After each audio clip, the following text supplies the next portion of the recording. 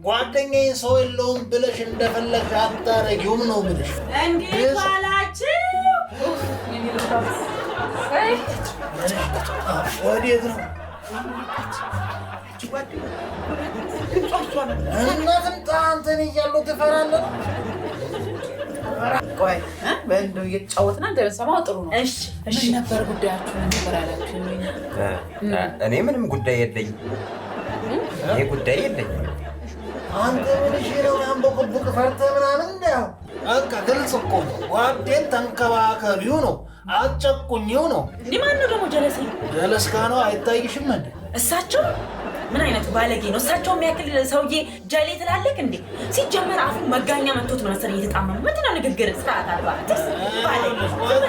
ዝበሉና ታዲያ ያንሽ እንደፈንድሽ አትጩኝ ነው ምንሽ? አንተው ምናን ወደዛ አርቂ። ጀለስካ አንድ ፈሬ ልጅ ነው እንዲህ ያላችሁ ጀለስካን አታስረዱት ነው። አንተ ተጨቁኛለሁ ብለህ ነው እንዴ ሰው የጠራኸው? ተጨቁነህ ነው?